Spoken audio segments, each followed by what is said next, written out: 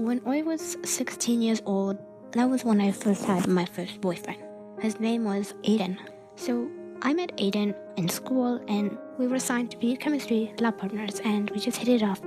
And I thought he was a pretty great guy based on everything we talked about. And we hung around a lot, but sometimes I felt like our relationship was moving a little too fast for me.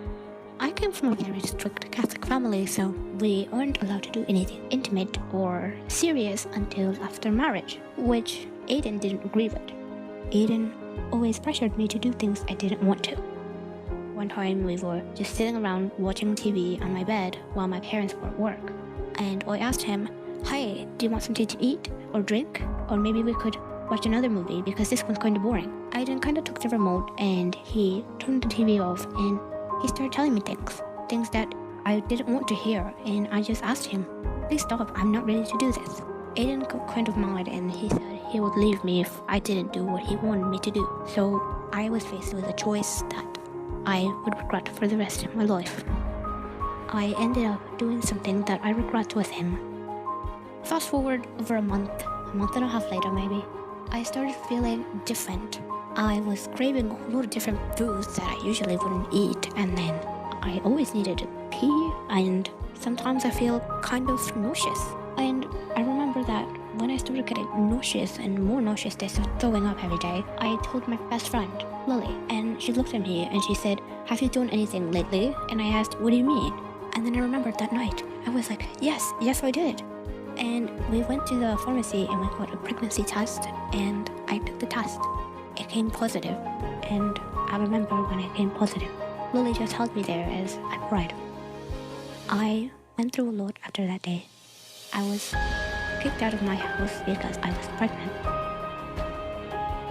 But I learned quite the lesson that you should never be taken advantage of.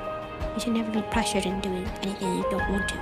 Today I have my daughter. She is 3 years old, and I don't regret having her, but I do regret having her at the time I did. It was much more difficult for me. And right now, I am working to get back to school. And always remember, don't do things unless you want to.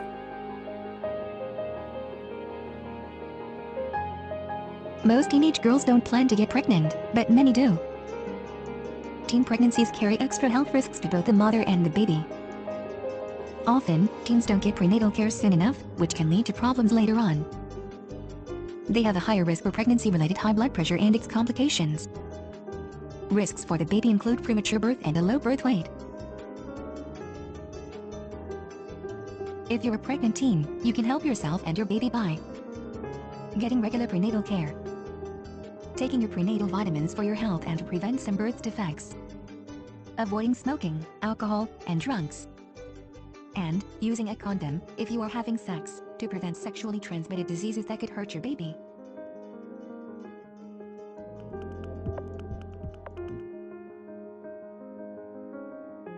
A medical abortion uses medications to end a pregnancy.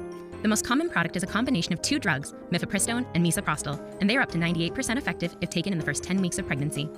Mifepristone is swallowed with a glass of water. It blocks progesterone, which causes the lining of the uterus to break down. Some people have light bleeding, but most don't feel anything.